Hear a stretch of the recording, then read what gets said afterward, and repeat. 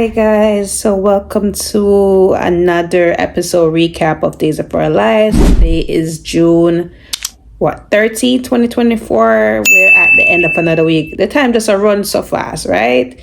So we're gonna recap today's episode. I would say today's episode was probably like 6.5 to 7 out of 10 for me. Again, the drama kind of dying down, but today we're gonna focus on another villain that I really detest, which is Mr. Clyde Weston.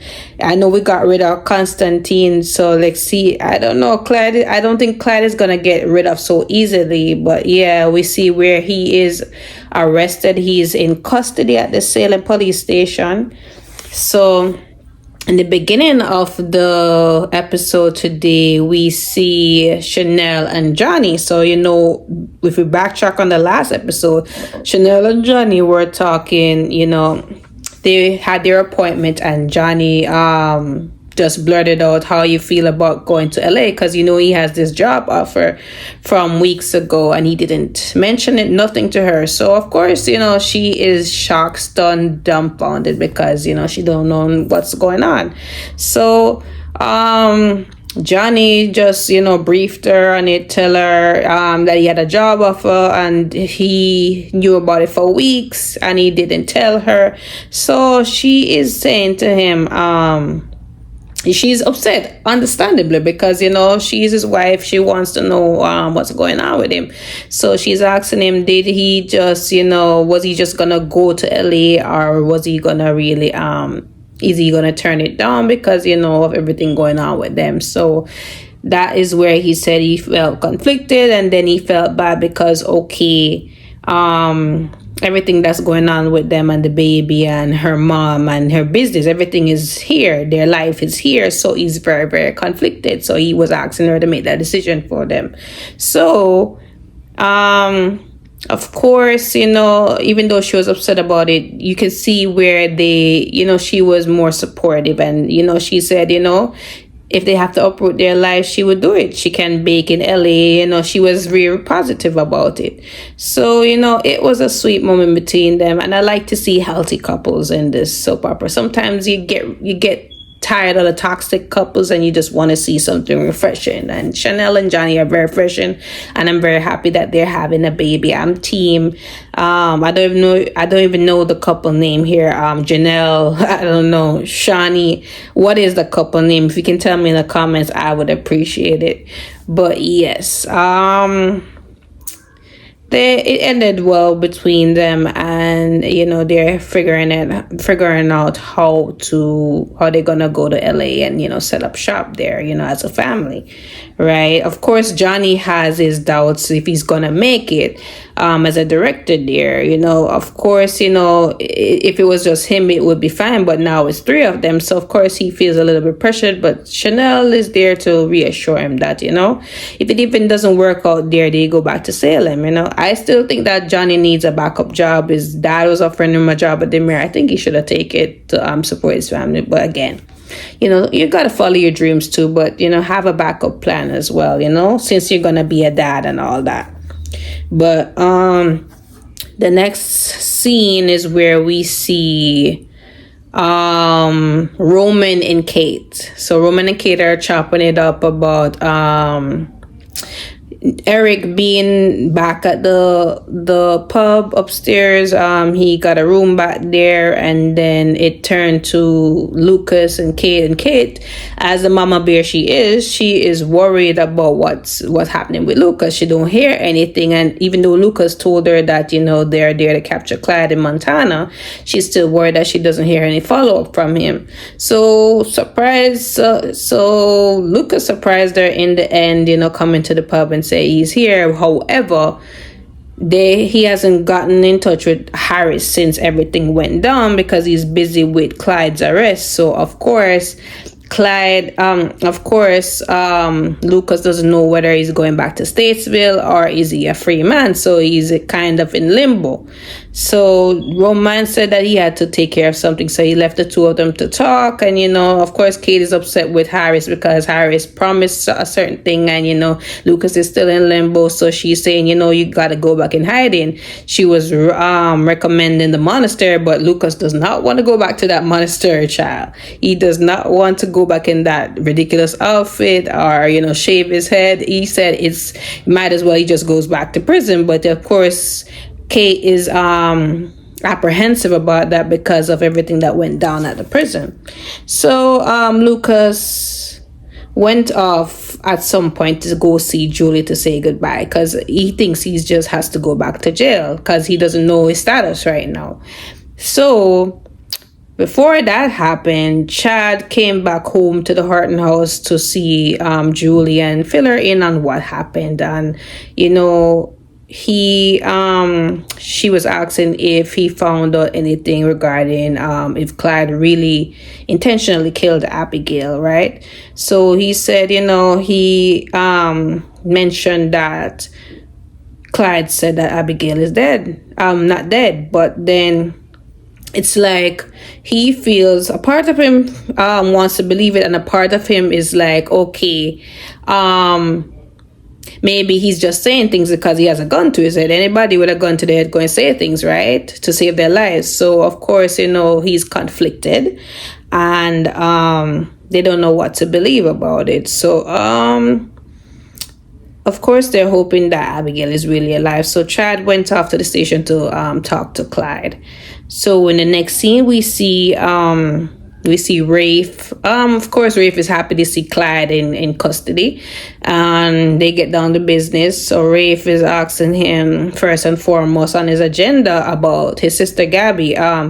If Clyde has anything to do with Leishin's murder. So of course Clyde is like, he doesn't know who Leishin is, he has no connection to him. But then Rafe brings up the black book and Clyde is saying, so you're saying I had something to do with the murder? I was in jail in November when all that happened. So then Rafe talked about his handyman Gil's blood being present on the handbook.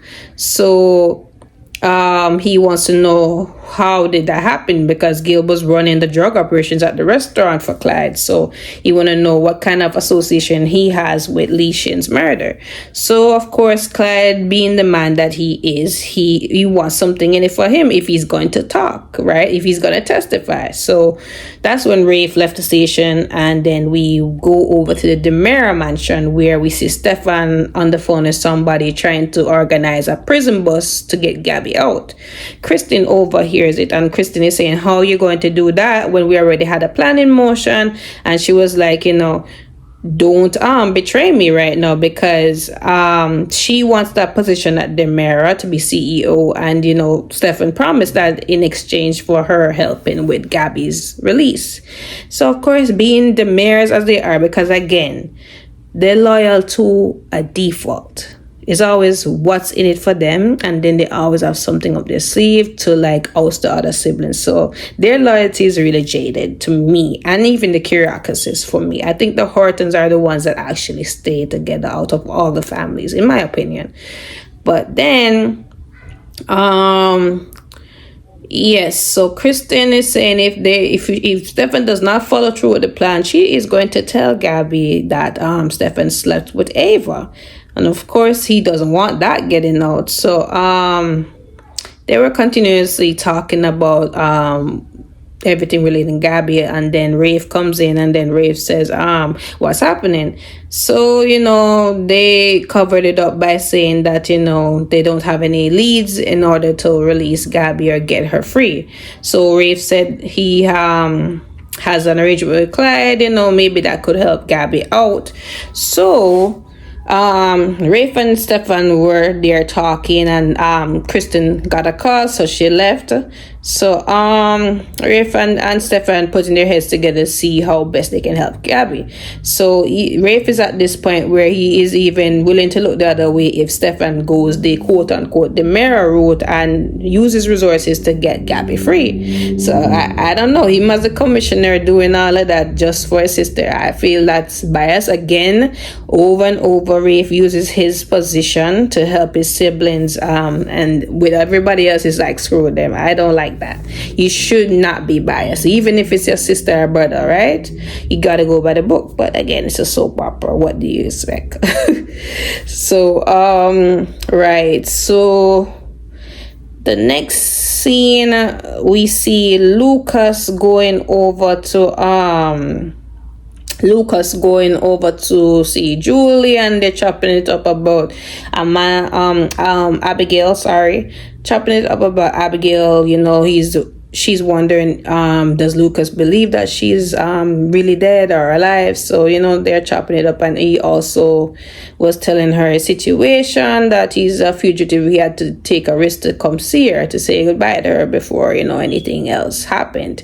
So that was where that scene left. And then we see the scene where we're finishing up with Johnny and Chanel, and Johnny spoke on the phone with the recruiter, and you know, everything went positive and they're happy, and that's it with them.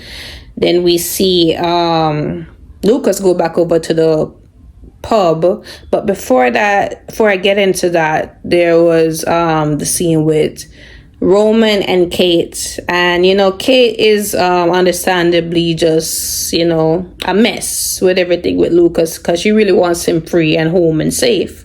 And so she was filling in Roman because Roman was in the back taking care of something. So Roman came back and Roman said he feel bad about it, but Kate is like asking him like, do you really feel bad? Because again, if you can look back on the history with them and the past episodes back in the past years, Lucas was convicted of kidnapping Sammy, and you know, Sammy is Roman's daughter, so there was that mess right there.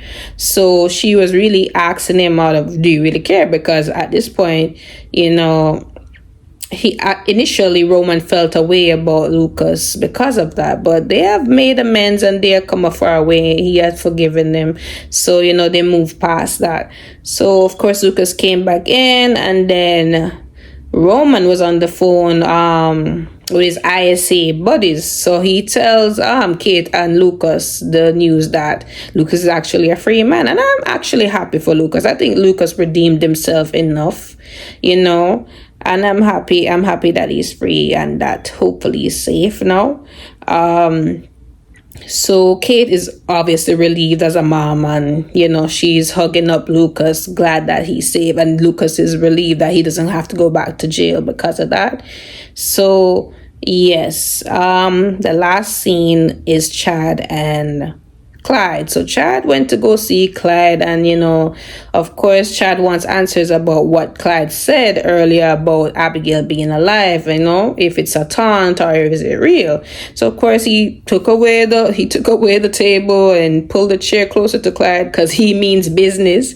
So he's looking into his eyes and asks, just recapping everything that he went through with finding Abigail's body and going to the hospital, and you know, getting told that his wife is dead by Dr. Kayla Johnson, and then just holding her body, just all the moments leading up to her death, right? And then you could see the emotion, you could see the grief coming from Chad. Again, Chad really did this storyline really well, and then he was displaying it really well with Clyde. And then the fact that he even touched Clyde's face and pulled it close to him, and really, you know what, Clyde almost felt it too, because Clyde is saying, you know what, probably back off of me, you know, it's not fun when you get emotional and all that.